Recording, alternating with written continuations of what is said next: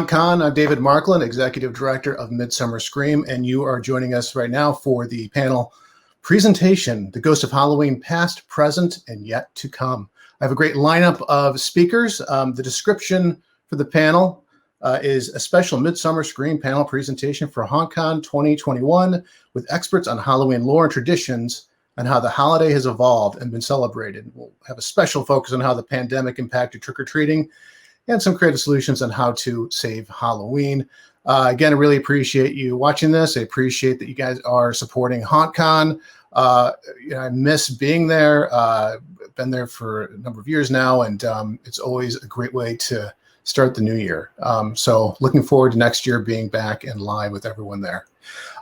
So our speakers. Today we have Lisa Morton, a screenwriter, author of nonfiction books, and prose writer whose work was described by the American Library Association's Reader's Advisory Guide to Horror as consistently dark, unsettling, and frightening. She's a 6-time winner of the Bram Stoker Award, the author of 4 novels, and over 150 short stories, and a world-class Halloween expert whose books include Trick or Treat, A History of Halloween, and the Halloween Encyclopedia. If you have the special features for the movie Trick or Treat, Mike Dougherty's movie, you may have seen Lisa Morton on that.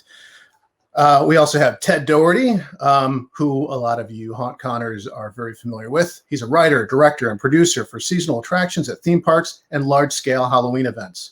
He has worked in key creative capacities with Universal Studios Hollywood, Halloween Horror Nights, Knott's Scary Farm, Queen Mary's Dark Harbor, Los Angeles Haunted Hayride, and several others. In addition to authoring the book Knott's Halloween Haunt, A Picture History, the first comprehensive history of Knott's Scary Farm, Ted also works as an instructor for the Themed Entertainment Creative Workshop Series and creative writing for seasonal attractions and events.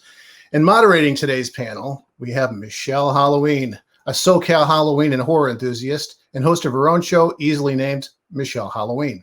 She is the editor-in-chief for the Raw of the Dead magazine and host and judge for the Pasadena Horror Film Festival.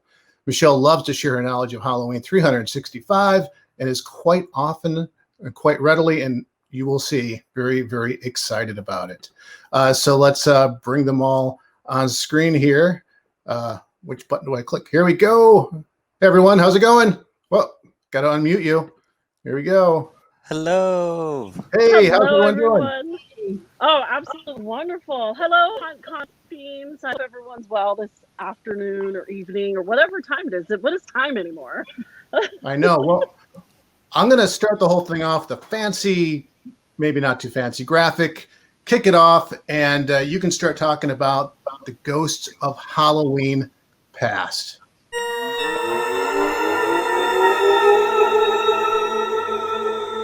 The ghost of Halloween past. Do you guys remember what happened before Halloween 2020 when we were all frolicking to conventions and we were all frolicking on the streets with our children, enjoying that special night we all know as Halloween?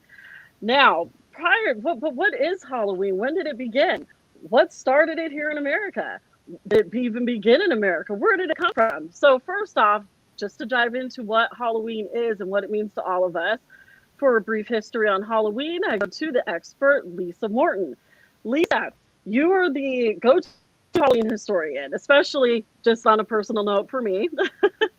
Trick or Treat: A History of Halloween is a staple read for all of us, anyone who loves the summer. So please give us a brief history on how our beloved Halloween came to be and how our beloved night also became a thing in America. Well, of course, I've written like 3 books to explain all of this, so I'll try to condense it as best as I can into 10 minutes or so. But one of the things I always start with is this notion that there's a lot of debate among Halloween scholars, and there are such things as Halloween scholars, about what was more influential in the start of Halloween. Was it based more on the Celtic holiday of Samhain, or was it based more on the Catholic holiday of All Saints' Day? I am going to tell you right off the bat, I am in the Samhain camp. And so let me talk a little about Samhain, which was the ancient Celtic New Year's tradition. It was October 31st. It was a day when the Celts brought their livestock in for winter. They were kind of hunkering down for those long, cold nights when food might be difficult. And because it was that time between worlds, between seasons, it was also a night when they thought the veil between worlds was at its thinnest. On Samhain Eve, they thought all kinds of things could cross over. They believed in very mean, nasty fairies called the Sidhe. We are talking not even close to Disney fairies. These things would cross over on Samhain Eve, and in their legends, they would burn palaces. They would bring corpses to life. They could do a lot of amazing and terrible things. So Halloween, I believe, got its spooky side from Samhain. So what happens is that Samhain was celebrated by at least the Irish Celts. The Celts were actually a conglomeration of tribes. They were all throughout Europe and the British Isles, but because they didn't believe in recording their history, they passed everything orally. There's a lot about them that we're not sure about. Our knowledge of Samhain comes mainly from later Catholic missionaries who converted the Irish Celts and thankfully did record things. So we have some knowledge of how they celebrated Samhain, of the ghost stories they told, of the legends of the Sidhe. And the Catholic Church had a thing that they did then where they believed that rather than trying to stamp out existing religions and traditions, they would co-opt them. So instead of trying to smash Samhain down, they added a holiday to replace it. Now, All Saints' Day, which is actually November 1st, the eve is what the Celts and what we now celebrate as Halloween. Actually, All Saints' Day had been on May 13th, which had been the date of an old Roman festival of the dead. So in order to co-opt the Celts, we think they moved it to November 1st for that reason. Again, we don't have a lot of that early history, so we're not entirely sure. It makes perfect sense to me given what they were doing at the time. So now we get this Catholic holiday combined with this old, very scary Celtic New Year's thing. And that becomes Halloween. And Halloween initially, for the next 1,000 years beyond the birth of Christ, is celebrated mainly in those Celtic areas, Scotland, Ireland, some in the British Empire. But then in the 17th century, the British are anxious to separate from the church. So they stamp out all of the Catholic holidays. At that point, we're not celebrating Halloween or Christmas or any of them in Great Britain anymore, but we're still celebrating it in Scotland and in Ireland a lot. So the way that the Scots and the Irish were celebrating Halloween was they were telling ghost stories. They were playing fortune-telling games. A lot of these games were about trying to figure out who you were going to end up marrying, because that was a really important part of a young person's life back then. They were playing games like bobbing for apples, certain things we might still do today. It starts to look a little bit more like the Halloween celebration that we know. And then in the 1840s is when we start to get Halloween crossing the Atlantic and coming over to America because of a terrible famine in Ireland and the British Isles and so forth. So the Irish and the Scottish were coming here, and they were bringing their traditions with them. And one of those things they loved was Halloween. So now we get Halloween coming into America. It also combines with, at the same time, huge advances in printing technology. This sounds weird that this is responsible for a rise in Halloween, but what happened was the middle-class matrons of America loved to read about regional celebrations, and magazines were becoming huge because they were now cheap enough to be able to print. Everyone was reading magazines. The matrons loved these stories about Halloween. There are tons of them in magazines from around 1850 to 1880. And they started holding parties based on what they were reading in these magazines. And the parties were usually for kids. They were usually things like taffy pulling and telling spooky stories. And maybe the little girls might play with brooms and pretend they were witches, that kind of thing. So the parties are now becoming established, and the jack-o'-lantern starts to get established about this time too. The Irish had carved jack-o'-lanterns with turnips, but when they came to this country and saw our beautiful pumpkins, that was kind of a no-brainer. So they started carving jack-o'-lanterns out of the pumpkins. by 1897, we start to get something like this. This is actually the very first book on the history of Halloween, or on the holiday itself. This is just a little pamphlet. You can see it's quite thin. Halloween, How to Celebrate It. This is a book that's full of party tips and a little bit of history. And the tips sound like things you might do at a Halloween party now. There's lots of recipes. There's lots of things to play games with. So that's kind of the Cliff Notes version of how Halloween moves into America, what its earlier history was, and how it starts to become popular here about 1900. Have you ever tried to carve a jack-o'-lantern into a turnip? It's not easy.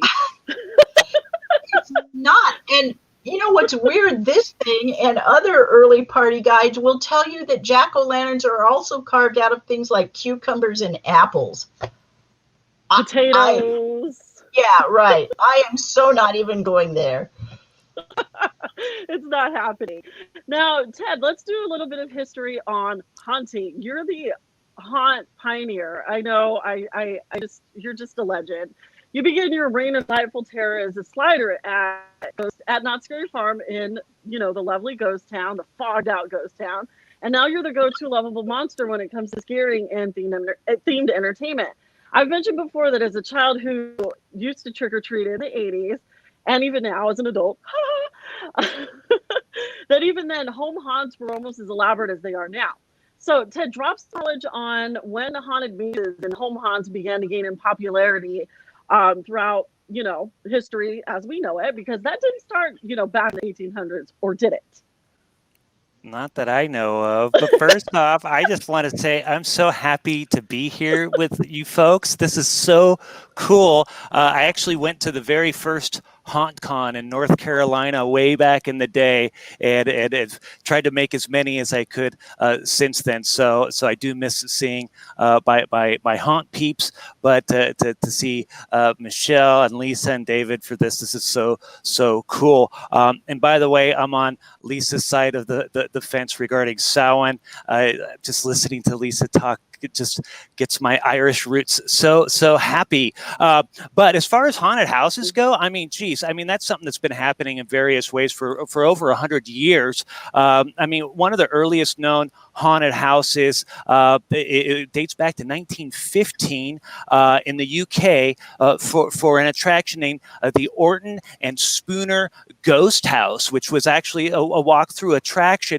But here in the United States, variations of like the Tunnels of Love and the Fun Houses really found at places that like Coney Island way back in the day. It really started to kind of gain some steam, along with like the traveling carnivals and the sideshows and wax museums with their chambers of horrors and dark rides. Of course, would really, all of those elements really kind of started to help prove that folks like to kind of get frightened within the dark. But really, fast forwarding, it really didn't take off in a big way until like the 1960s, when things really started to take off with like charities getting involved. Things like the March of Dimes and stuff really got involved with that. But the big ones were the campus life haunted houses and the JC haunted houses. In the 70s, the JC haunted houses were all over the United States, and they also they created a book of how to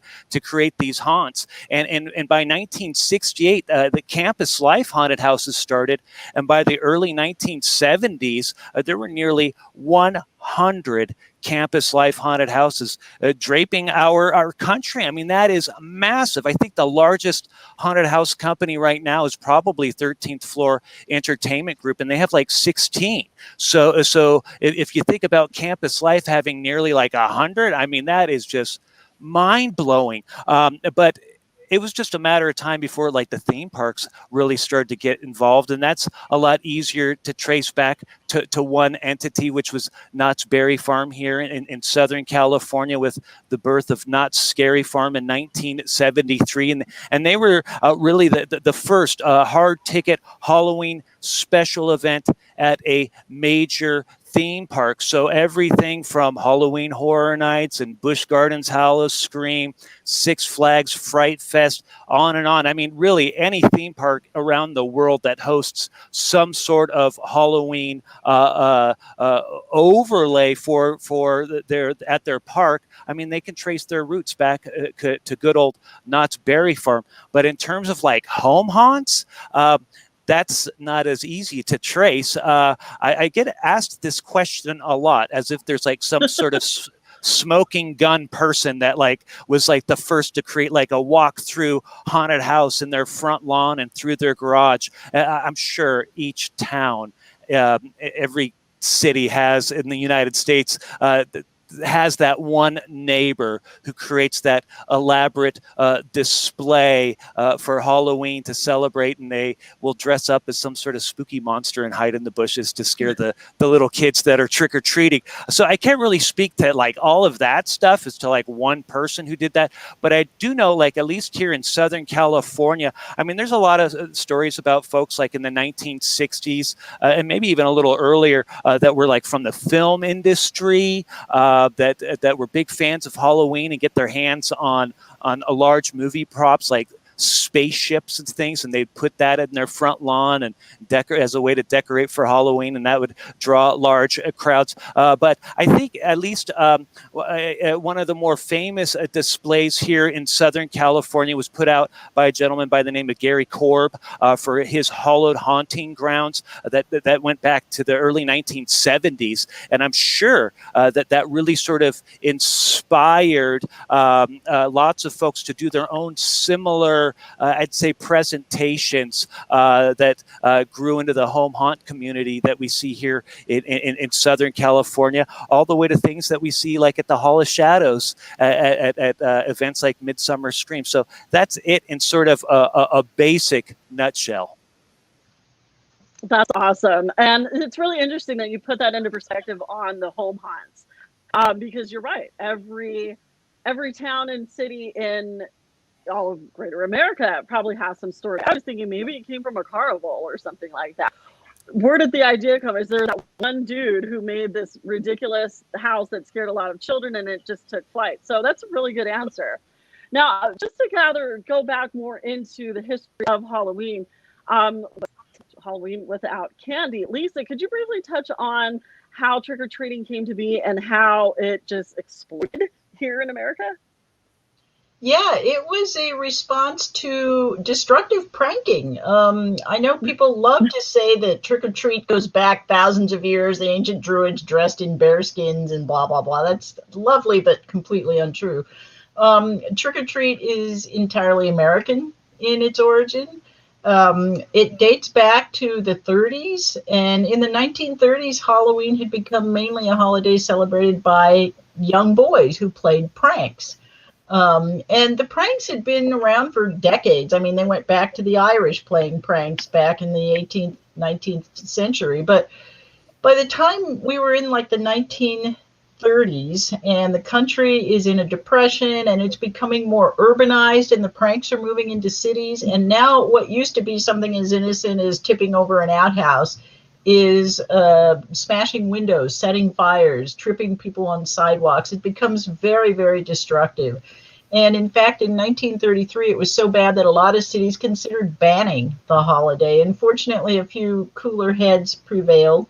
A few people said, you know what if we buy off these pranksters? So cities started to create all kinds of things. This is actually one of them. This is from the 30s from Minneapolis, and it's called the Halloween Fun Book. And it is a thing that gives all kinds of ideas for things that you can do for these destructive kids to keep them from going out and committing pranks. And by the way, one of the things that they would do were called house-to-house parties. And the idea is that because this was during the Depression, and a lot of people didn't have money to throw around on parties and candy and all that, a bunch of houses got together, and each house would do something different to entertain the kids. So like the first house might give them a little sheet to put on as a costume. They're a ghost. The next house might have a treat for them. Here's a treat for your wonderful costume. And then there was usually a house that had put up a little haunt in the basement. And the little haunt would consist of things like they would darken the basement, they'd put a line along the wall, kids would go down the stairs following the line, and then they would encounter a glowing mask stuck to the wall or a little shock or all kinds of different things. And I kind of tend to think that might be the origin of the home haunt there. But so that becomes very popular, and it is super successful, and the pranking fades to almost nothing. So it becomes an institution. The phrase trick or treat doesn't really become a huge part of it until about 1936, when we see the first mention of it in a national magazine article. But then the war happens. World War II comes in. Sugar is rationed, and people are not really thinking much about Halloween and kids' parties and all of that. So Halloween kind of gets put a little bit on hold, and then the war ends. Now we get not just sugar is back, people have money again, but we also get television. Television comes in, and the sitcoms are huge, and they start featuring Halloween episodes. Like, you can actually go, I think, on YouTube and see The Adventures of Ozzie and Harriet from like 1950, and it's incredible. It's a great look at an early Halloween. And trick or treat becomes huge now. And this is when you get your candy and costume companies stepping in, because frankly, mom didn't want to spend all day making endless popcorn balls and caramel apples to hand out. So it was much easier for her to go to the store to buy a pre-made batch of candy that she could hand out, and the same for costumes. She didn't have to sew little Jimmy his hobo costume and little Betsy her princess costume. She could go out now and buy these things at a store. It was much easier. And that retailing, combined with the sitcoms, combined with just the sort of rush in the economy in the 50s, it just propelled Halloween and trick-or-treat gigantically. What about the impact that the Spanish flu had on Halloween here in America? Oh, yeah, I've been asked this question a lot this year. So I've researched it a lot, and I dug out a lot of different articles and so forth from 1918. It is astonishing to read some of it. It's like reading a 2020 paper.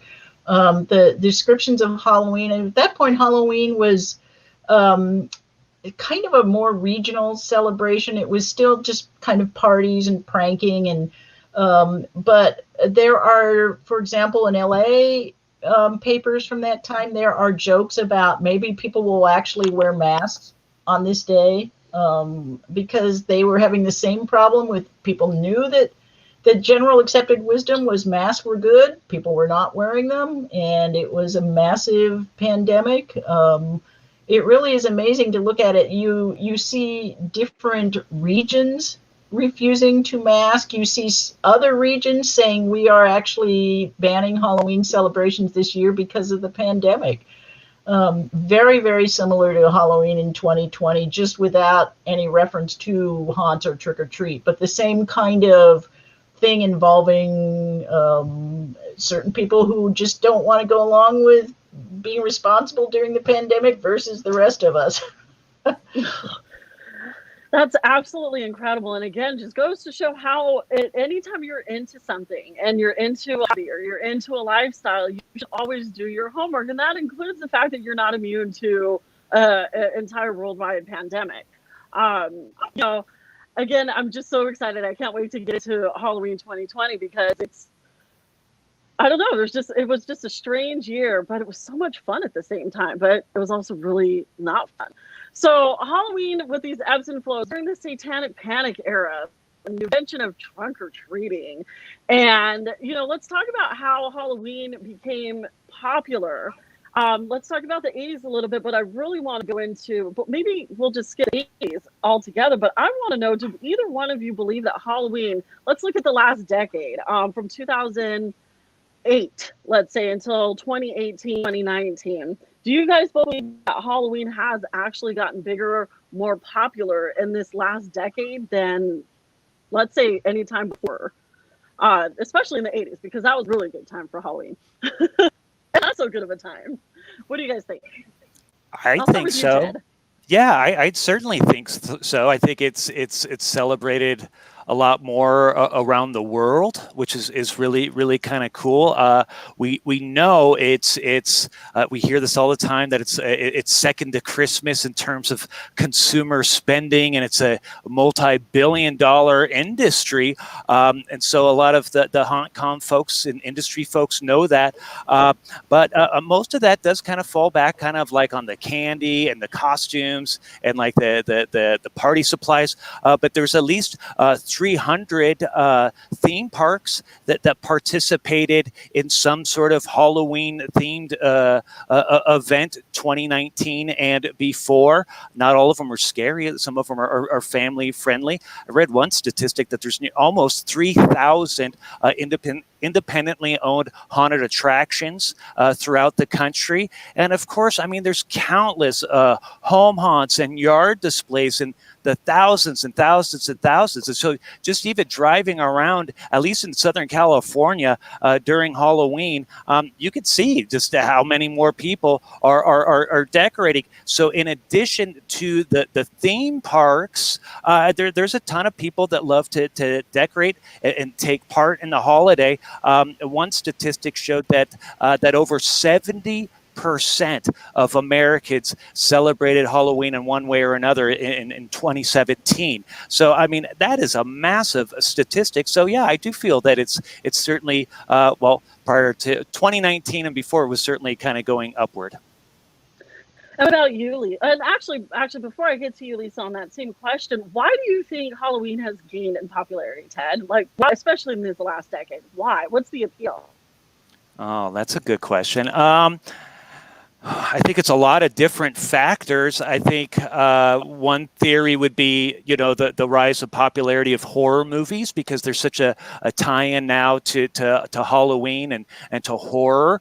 And so I just think that the word has just spread so massively to where this is a fun thing to do. I'm sure Lisa's talked about it a zillion times about what the draw is for all of the Americans and beyond now for folks. I mean, I was talking to some friends about home haunts that are now big in the UK, which I thought that was a real kind of American thing. But it's my sister lived in South Korea for a while, and they were celebrating Halloween down there. So I mean, it's really kind of all over the place. But I just feel it's just I think the spirit, the fun aspect of all of it is the one thing that is starting to kind of spread throughout all of these different regions. That's at least my kind of a thought about it.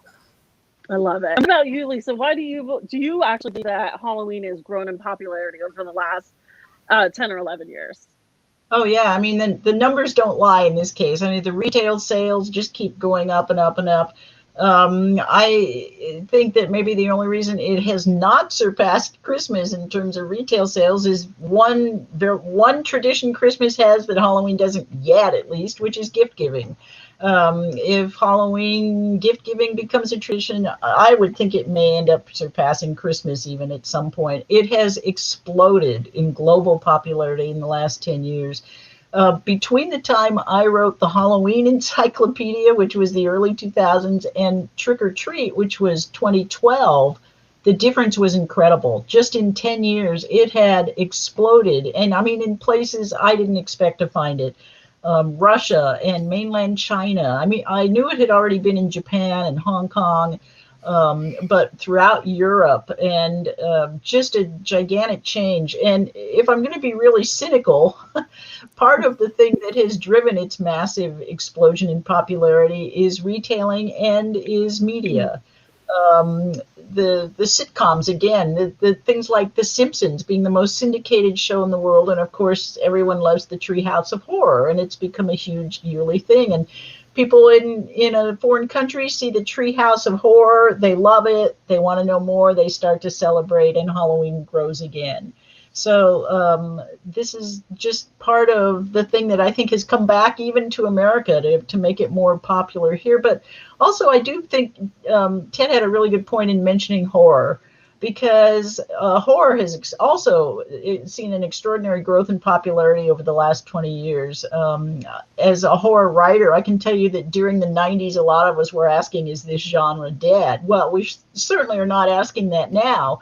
And as it has become more popular, it seems like Halloween has as well, and they do kind of ping off of each other, the horror genre and Halloween.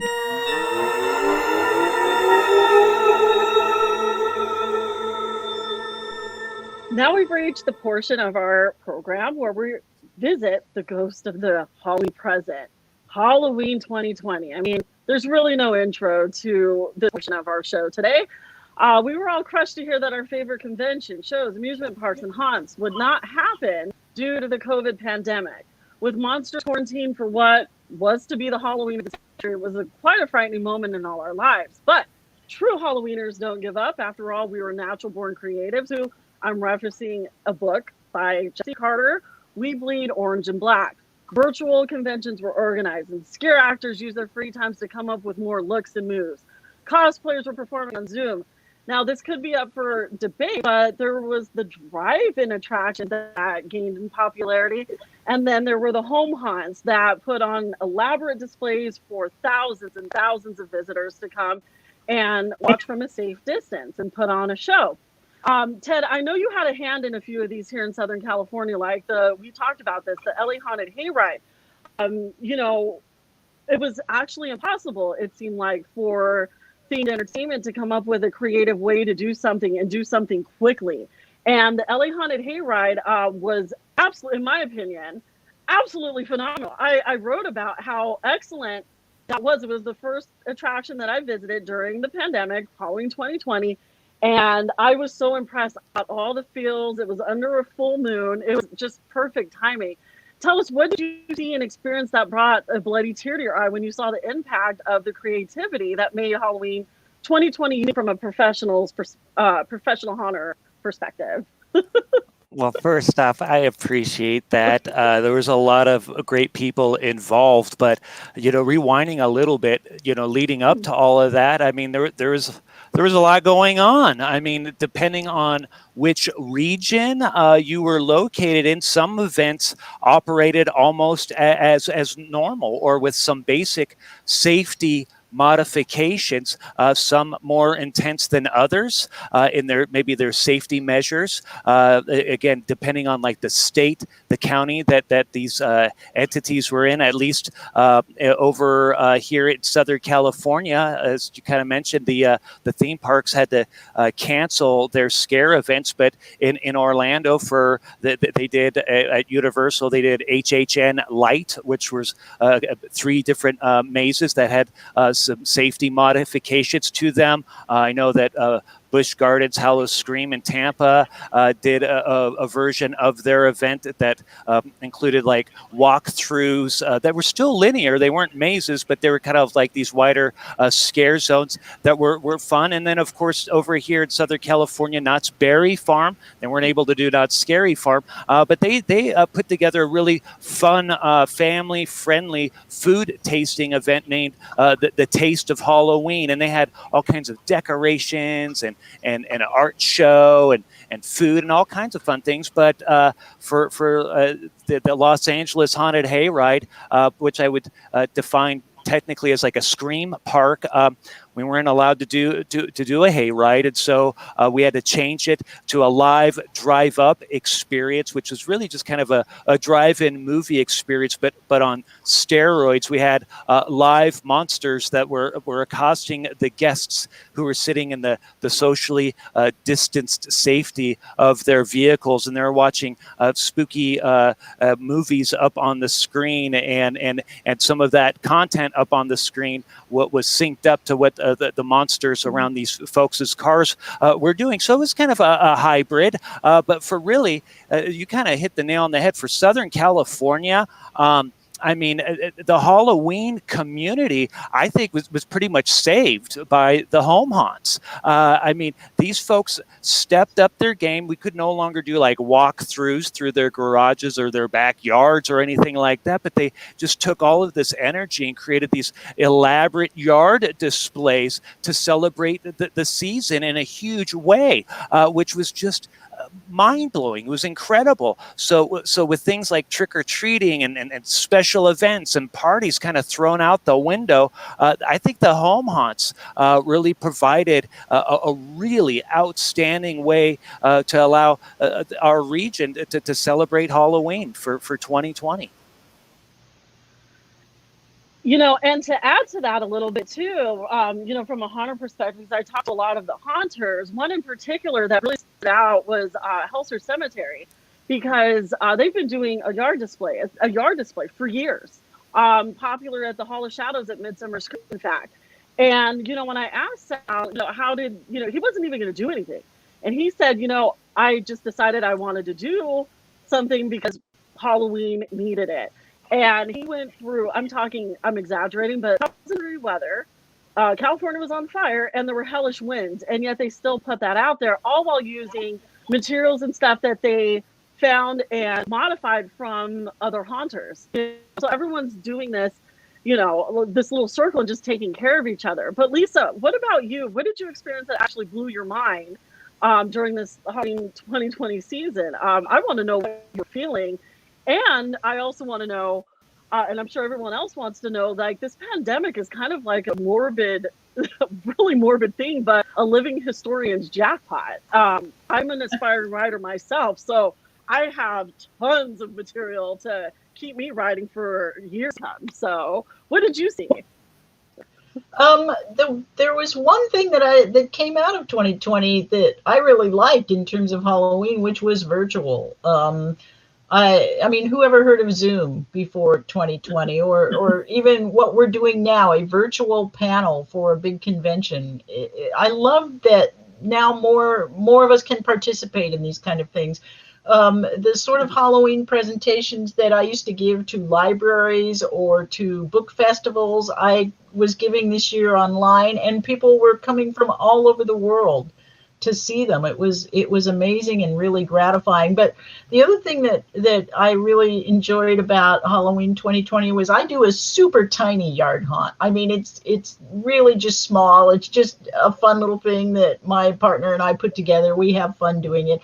But what we did this year that was so fun, and that was something I think I want to do from now on, whether it's pandemic or not, was on Halloween night, we went virtual and live streamed it via Facebook. And it was great. And I mean, it was so fun to see dozens and dozens of people kept coming in and following along. And people were asking me questions in the chat and were commenting on things they liked. And that was really fun. My house is actually in a cul-de-sac at the northern end of the San Fernando Valley. So even in the best years, we don't get tons of people here. I think we had more people via that virtual thing. And again, people from all over the world than we have had in the flesh. So that part of it I really liked, and I want to keep going. I fully agree. The virtual panels, the virtual meetings, the virtual anything, Zoom, StreamYard. Now there's this thing called Discord that somebody was like, hey, you should check that out, where you could dance at nightclubs, from your living room, which is pretty cool too. And I'm with you, Lisa and Ted, on the fact that they're still disconnected. We're still connected. And even more so, I made friends in Italy. Would I have been able to do that? Would we have been able to do these things, while we were busy preparing for typical Halloween traditions? So with that, I don't know. Should I bring up negatives? Did you guys experience anything? So actually, let's not bring up negatives. What would you guys like to see when it comes to what would you want to take with you from Halloween 2020? Do you see these drive-thrus becoming more of a plan B? Because we don't know what 2021 is going to hold. Are we going to all be immunized, and is there going to be herd immunity so we can resume things as normal? I'm not sure, but what do you want to see continue even when things, slowly start to go back to normal? I'll start with you, Lisa, this time. Well, I think I kind of already said it. I love the virtual side of it. I love being able to, the other great thing about the virtual was that for me, October is my crazy month. I'm typically doing an awful lot of interviews and so forth. And the fact that I didn't have to go anywhere this year to do those interviews allowed me to fit in way more of them than I have ever done before, which was great. Like I said, it was so fun to do a Halloween presentation. I actually did one for even like a Rotary Club in Virginia or something, and that was great. It was so fun to be able to do that for people all over the country, and then have people coming in from other parts of the world. So I would love to see that element of it keep going. And one of my problems is I'm so busy in October, I never get to go see any of the big haunts. But I really like the idea of the drive-in haunts, and I'm really interested to hear what Ted has to say about that too. Well, for starters, rewind a little bit. I love Helser Cemetery. They're a wonderful yard display here in Southern California, and they just blew it out of the park with a home haunt based on an intellectual property of The Purge, which was really kind of awesome and fitting in a weird, bizarre way. And then our friends Parks and Cons, they cover the Halloween events through social media in Southern California, and they had over 100 unique visits going to these different home haunts and events throughout Southern California. So I mean, it's really kind of mind blowing on what the offerings were. A couple things. One thing, David kind of mentioned it at the top of this thing. I took a new position as an instructor, an online instructor for the themed entertainment creative workshop series for teaching creative writing for seasonal attractions and events, Halloween at theme parks. That type of class has never been taught before, ever in this industry, in this type of academic setting. So the students are college students and theme park professionals. So yes, and these are people from all around the world. So it's just mind blowing. So I'd love to see that kind of stuff continue, because that is making that community and sharing that knowledge. That's making all of it a lot smaller and accessible to different folks. I agree with Lisa. I think that there is going to be a variation of the drive-throughs, drive-ins, or whatever we want to call them, to some various degree, even when it comes into Christmas events as well. Going back to March of 2020, I've heard nothing but just massive amounts of speculation as to what we can expect in this industry. So I can't really speculate overall in general. I can't share exactly what I'm working on for this season, but overall, as backup plans, like you were saying, Michelle, we at least know the drive-up experiences can work if things go south or whatever, and we can't get normal events up and running. And of course, from a fan and a lover of Halloween standpoint, we certainly know we can rely on all of our home haunter friends. That's awesome. I'm hopping back in because I want to hear Michelle as kind of our general Halloween enthusiast here. What you saw this year that you'd like to see return? Now I'm a very, very, very social person, and I love to hug, and I get really excited. So in Halloween, but before Halloween 2020, I was everywhere, touching everything.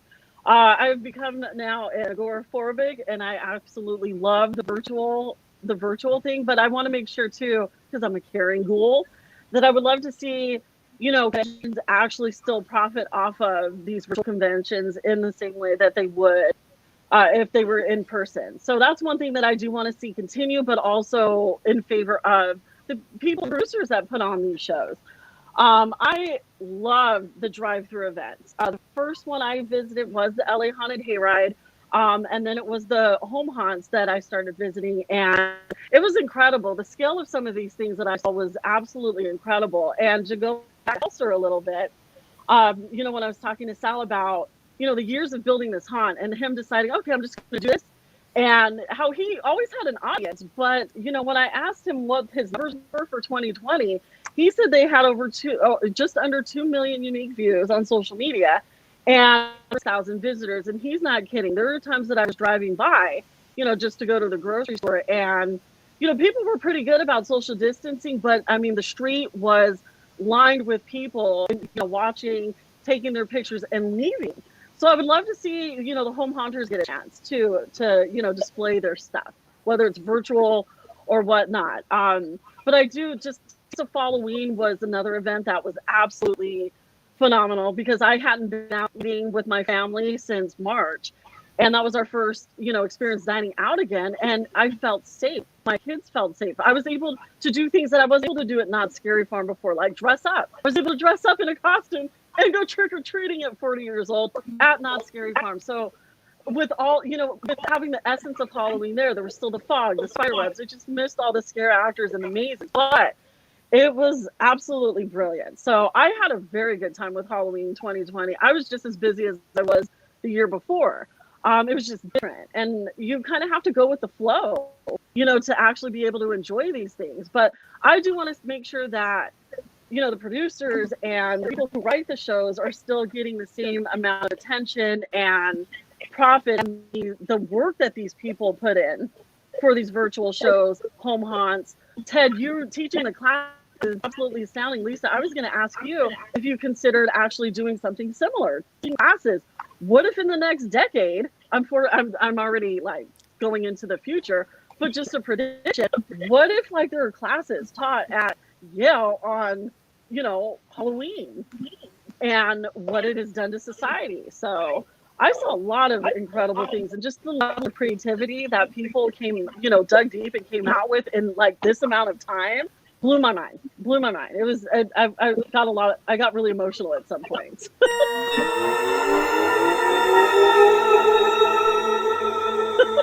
I do have a question for the new professor, Lisa Morton. You've followed these trends and you've studied them and you've written about them extensively. What do you think the future of Halloween looks like now, with considering the pandemic put a little bit, it set everybody on a little bit of a spin? Do you think it's going to take a while for people to get back into the groove, or do you think it'll have any changes? I think we could compare it to two past events, one being that 1918 pandemic, and the other being 9/11, especially with 9/11 because it was so close to Halloween. There were lots of predictions that Halloween was going to fail that year. Nobody was going to want a spooky holiday coming right after this terrible catastrophe. And it was the biggest Halloween ever up to that point. And it came back just fine right after 9/11. The year after. And it came back just fine in 1919 after the pandemic. So I don't see it suffering seriously a big blow from 2020. We know how to endure, don't we? We really know how to endure, as a community. And and I say community, I'm talking about everyone from here to Atlanta, to New York, to Italy, to even Europe, New Zealand. And, I'm just looking at like, look at how we did Halloween. And that's when I buckled down. And a lot of us buckled down because we knew right after Halloween, we were able to actually celebrate it, which is another good question I was going to ask all of you, even you, David. How do Halloweeners like us who were busy creating and bringing the magic to Halloween, how do you guys all spend Halloween night and Halloween 2020? How did you spend Halloween 2020? David, you go first. I think I was at I just kind of buckled down, and I think I was ready for those trick-or-treaters to come just in case. Didn't expect many, but got a handful of kids that still came. But it's kind of what I try to do every year. Definitely less kids, but I can't wait for next year and for it to be booming again. Same. What about you, Ted? Did you spend Halloween at home and just hanging out and relaxing, enjoying the fruit of your labor? No. My longtime Halloween tradition is to hang out with my wife at Knott's Scary Farm. So even though Knott's Scary Farm did not take place this year, we were able to hang out in the spooky offerings of the Taste of Halloween at Knott's Berry Farm. So that was great. And then afterwards, we went to go see a version of Creep, which is Justin Fix's production company. And I think he's doing another part of a panel here at HauntCon, which was mind-blowing. So we celebrated Halloween still different, like you were saying, Michelle, but we still did it in a big, fun way. And you, Lisa? Yeah, I did my live streamed little mini haunt, our little yard haunt, and it was so fun. And by the way, I did keep one serious tradition on November 1st as well, which was to hit these spirit stores as early as I could the next morning. Got that 50% off, and it's interesting. Spirit said they had a record. I actually couldn't find the data, but Spirit had a record break for it being Halloween 2020, and which is odd too that it goes to the priority of things, which is awesome because it's our lifestyle.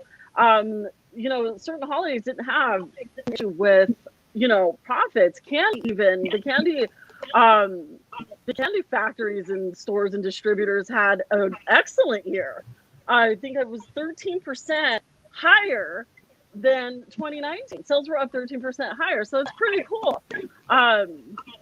So anyways, it was a really interesting year. So I would love to see some of these things keep on going. So now with that, so we go into Halloween of the future.